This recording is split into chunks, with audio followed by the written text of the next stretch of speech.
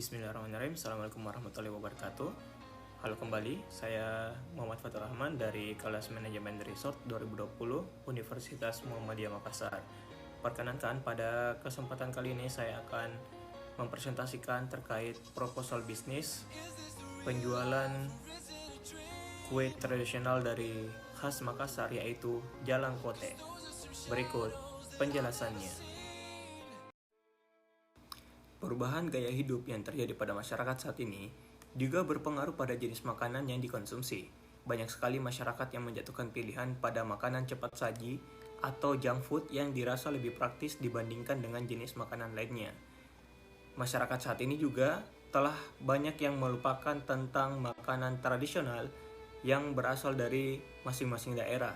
Melihat semakin meningkatnya permintaan akan makanan sehat dan makanan praktis tersebut, kami akan memulai untuk membangun sebuah usaha kue tradisional yang berasal dari Makassar, yaitu Jalang Kote. Jalang Kote adalah makanan ringan kuliner khas Makassar yang bentuknya serupa dengan kue pastel. Bedanya, kue pastel memiliki kulit yang lebih tebal dibandingkan Jalang Kote. Dan bila pastel dimakan bersama dengan cabai rawit, Jalang Kote dimakan bersama sambal yang cair, campuran cuka dan cabai. Jalang Kote memiliki isi wortel dan kentang yang dipotong dadu-dadu atau berbentuk dadu, toge, serta laksa yang ditumis dengan menggunakan bawang putih, bawang merah, merica, dan bumbu-bumbu lainnya. Beberapa Jalang Kote menambahkan 1/4 atau setengah telur rebus dan daging cincang untuk isiannya. Kulit Jalang Kote terbuat dari bahan dasar tepung terigu, telur, santan, mentega, dan garam. Adapun gambaran usaha terkait bisnis kami, yang pertama, strategi penjualan, yang dimulai dari strategi produk. Keunggulan yang kami tonjolkan dari usaha kue Jalang Kote ini adalah dari sisi penggunaan bahan yang sehat dan terjamin mutunya. Sayuran pilihan yang digunakan adalah sayuran yang masih segar, sehingga akan memberikan cita rasa yang nikmat.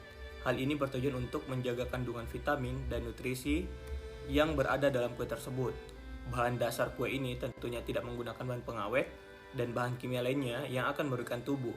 Untuk bahan bumbu yang digunakan telah ditakar sesuai dengan resep turun-temurun sehingga aman untuk dikonsumsi oleh konsumen. Kemudian strategi harga, produk kue Jalang Kote ini akan kami jual dengan harga 4.000 per biji untuk satu varian isi potongan telur, dan Rp5.000 untuk varian isi potongan kecil daging ayam.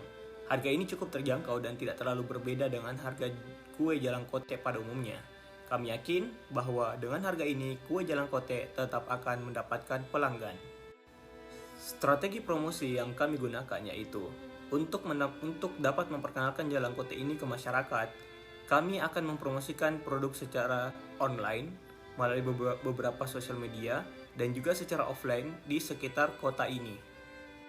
Sedangkan untuk target pasar, secara umum target pasar dari penjualan kue Jalang Kote ini adalah semua kalangan masyarakat dari segala usia, sedangkan secara khusus target pasar yang ingin kami capai adalah remaja dan orang dewasa yang mempunyai euforia terhadap masakan atau makanan pastel seperti ini. Dalam proses bisnis ini, kami menggunakan metode analisis SWOT. Yang pertama, kekuatan atau strengths. Dalam membuat kue Jalang Kote yang sehat ini cukup simpel dan mudah untuk dilakukan. Yang kedua, bahan bakunya mudah didapatkan.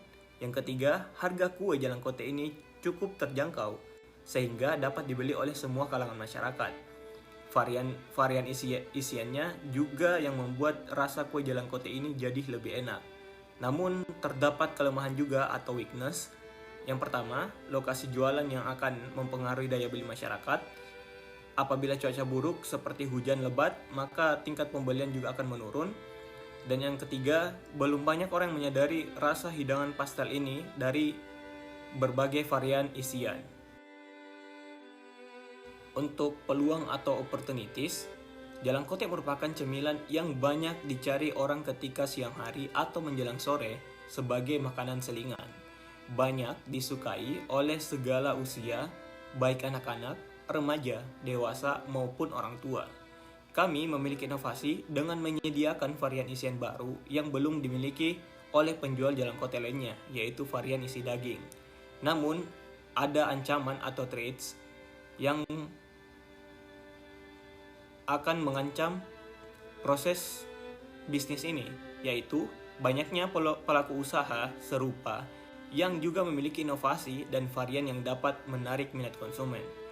Mulai banyak bermunculan jenis-jenis makanan lainnya yang lebih menarik dari kue tradisional ini. Kami juga menggunakan metode kuantitatif dalam proses bisnis ini.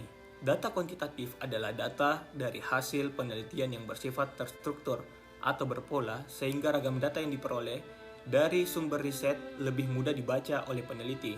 Dalam proses riset kuantitatif, peneliti memakai alat yang terstruktur ketika mengumpulkan data.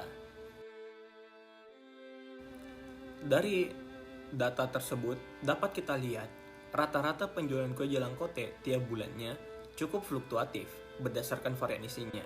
Untuk varian isi telur, penjualannya dengan rata-rata 550 buah tiap bulannya laku dijualkan, dan untuk varian isi irisan daging ayam, penjualan dengan rata-rata 375 buah yang laku terjualkan tiap bulannya.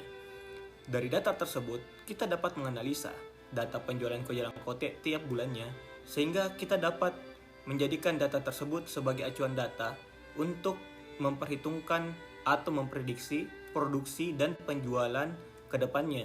Serta kita juga dapat menghitung bahan baku yang akan kita gunakan untuk produksi jalan kote ke depannya.